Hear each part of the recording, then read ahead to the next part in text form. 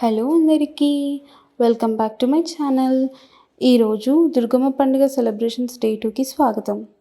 మా ఊరిలో పండుగ అంటే ఎంత సందడి ఉంటుందో మీకు ఈరోజు వ్లాగ్లో పూర్తిగా చూపించబోతున్నాను.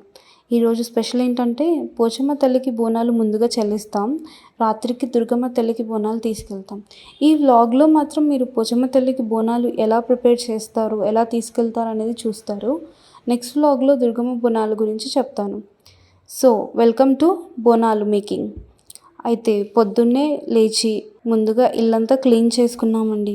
ఇలా క్లీన్ చేసుకున్నాక అమ్మ బోనాల కోసం తెప్పించిన కొత్త కుండలు కూడా వచ్చేసాయి. వీటిలోని అమ్మవారికి బోనం పెడతాం కదండి. కుండలు వచ్చాక అసలు పండుగ ఫీల్ ఇంకో లెవెల్ వెళ్ళిపోతుంది. తరువాత మామిడాకులు తెచ్చుకొని తోరణాలు కట్టుకున్నాం. పండుగ రోజు ఇంటి ముందు మామిడాకుల తోరణం కడితే శుభం వస్తుందని అంటారు. అందుకే మా అత్తయ్య గారు కూడా అమ్మవారికి తోరణం బాగా కట్టాలి అని చెప్పి మాతో కలిసి కట్టించారు. మామిడాకులు, పూలు, గంధం వాసనలు, అబ్బో ఇంటంతా దేవాలయంలో మారిపోయిందండి. ఇంకా బోనాల కోసం కంకణాలు కూడా చేసుకున్నాం.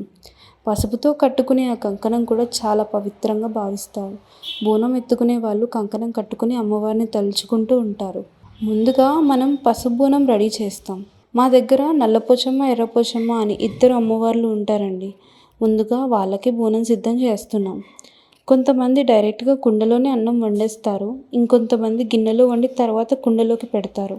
ఇలా చేసినా అమ్మవారి భక్తితో పెడితే అదే బోనం అండి.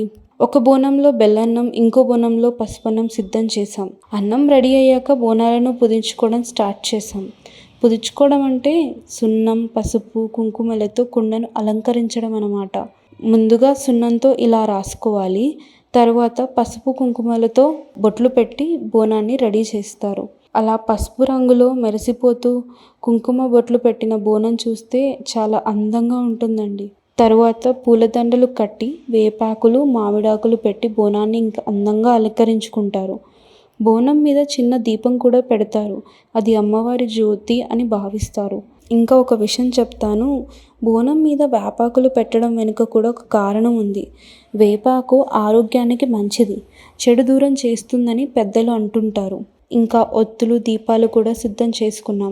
దేవుని గదిలో ముందుగా ధూపం వేసుకొని దీపం వెలిగించి అమ్మవారిని ప్రార్థించుకుని బోనాలను పెట్టాం. సో ఇలా అన్నీ రెడీ చేసుకొని బోనాలు ఎత్తుకోవడానికి సిద్ధమయ్యాం. మా ఊరిలో ఒక స్పెషల్ ఏంటంటే ఒక్కింటి వాళ్ళు ఒకరే వెళ్ళరు, మొత్తం వాడకట్టు ఆర్ కాలనీ వాళ్ళందరూ కలిసి ఒకేసారి బయలుదేరుతారు. అందుకే బయట అందరూ రెడీ అయ్యి ఎవరు వస్తున్నారా అని వెయిట్ చేస్తున్నారు. అబ్బో ఆ టైంలో అందరూ చీరలు కట్టుకొని, నగలేసుకొని, బోనాలు ఎత్తుకొని నిల్చుంటే చూడడానికి చాలా బాగుంటుంది. ఎర్రటెండలో మధ్యాహ్నం 12 గంటలకు బోనం ఎత్తుకొని నడవడం అంటే మామూలు విషయం కాదండి. ఇంకా బోనం ఎత్తుకున్న వాళ్ళు చెప్పులు కూడా వేసుకోకూడదు కాబట్టి భక్తితో పాదయాత్రగా వెళ్ళాలి అంటారు. సో ఇక నేను కూడా ఒక బోనం ఎత్తుకున్నా, మా అత్తయ్య గారు ఇంకొకటి ఎత్తుకున్నారు. నిజంగా చెప్పాలంటే కాలు కాలిపోయాయి అనుకోండి, కానీ అమ్మవారి భక్తి ముందు అవన్నీ మర్చిపోతాం. డప్పుల శబ్దం, తాళాలు, ఊరంతా కలిసి నడుస్తుంటే గూస్ బంప్స్ వచ్చేస్తాయి. అంతే అండి, ఇవాళ మా నల్లపోచమ్మ, ఎర్రపోచమ్మ బోనాలు ఇలా జరిగాయి. ఇంకా నెక్స్ట్ వ్లాగ్లో దుర్గమ్మ బోనాలు కూడా చూపిస్తాను. ఇది ఇంకా గ్రాండ్గా ఉంటుంది కాబట్టి తప్పకుండా స్టే ట్యూన్. మీకు మా ఊరి పండుగ వాతావరణం నచ్చితే వీడియోకి లైక్ చేయండి, ఛానల్ సబ్స్క్రైబ్ అవ్వండి, మీ ఫ్రెండ్స్ అండ్ ఫ్యామిలీతో షేర్ చేయండి. మరి మళ్ళీ మంచి ఇంకో వ్లాగ్తో కలుద్దాం.